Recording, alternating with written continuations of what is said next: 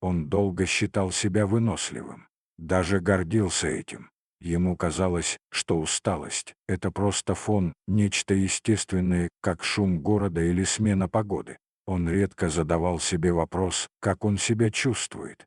Гораздо чаще, что еще нужно сделать. Отдых для него всегда был чем-то условным, временным, неполным. Даже когда он садился, внутри продолжало что-то работать. Список дел, незакрытые мысли, ощущение, что он что-то упускает. Тело могло остановиться. Сознание — нет. Он называл это привычкой быть собранным, ответственным, взрослым. Но со временем он заметил странную вещь, даже в тишине он оставался напряженным. Покой вызывал тревогу. Как будто без постоянного усилия он становился неправильным.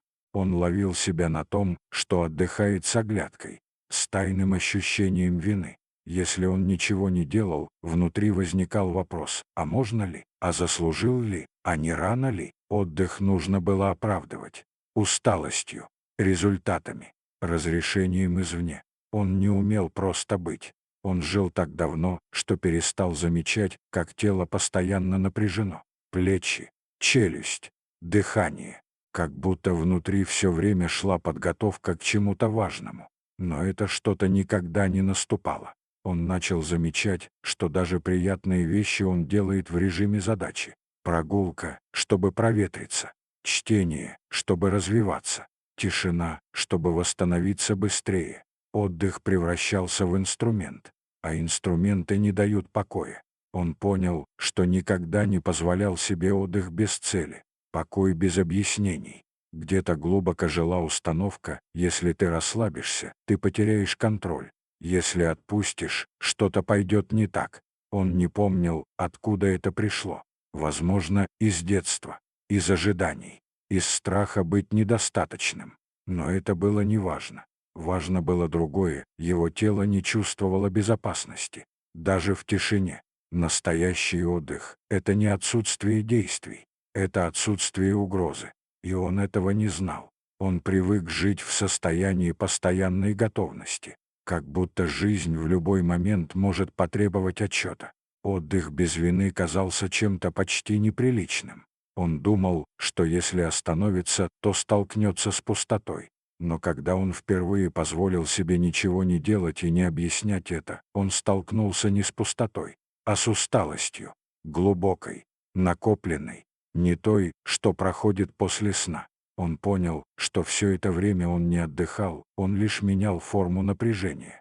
Работа сменялась развлечением, задачи — впечатлениями, но внутри оставалось одно и то же усилие — быть полезным, быть нужным, быть оправданным. Отдых требует доверия к миру, к себе, к тому, что ничего страшного не случится, если ты на время перестанешь стараться. Он никогда этому не учился.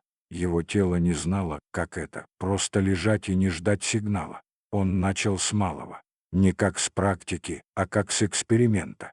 Он позволял себе паузы. Короткие, неловкие. И замечал, как внутри все протестует. Мысли подсказывали: «Встань, займись чем-нибудь, ты тратишь время». Но он оставался. И постепенно в этом неподвижном пространстве появлялось что-то новое. Не удовольствие, не радость, разрешение. Он понял, что отдых — это не награда и не слабость. Это базовое состояние, без которого жизнь становится выживанием. Он начал чувствовать тело. Не как инструмент, а как живое присутствие. Дыхание, тепло, тяжесть. Он понял, что его напряжение было не о делах. Оно было о страхе быть недостаточным, если он остановится. Отдых требовал признать свою ценность без условий. И это оказалось самым трудным. Но шаг за шагом он начал замечать: мир не рушится, когда он отдыхает. Ничего не требует. Никто не наказывает. Он все еще возвращался к старым привычкам. Иногда снова жил на износе. Но теперь он знал разницу. Он знал, как ощущается тело, когда ему безопасно. Отдых перестал быть действием. Он стал состоянием. И в этом состоянии жизнь не ускорялась и не замедлялась. Она просто была. Он понял, что умение отдыхать — это не про время. Это про отношение к себе, про согласие быть живым даже тогда, когда ты ничего не доказываешь. И, возможно, самый глубокий отдых — это момент, когда ты больше не чувствуешь вины за то, что просто существуешь.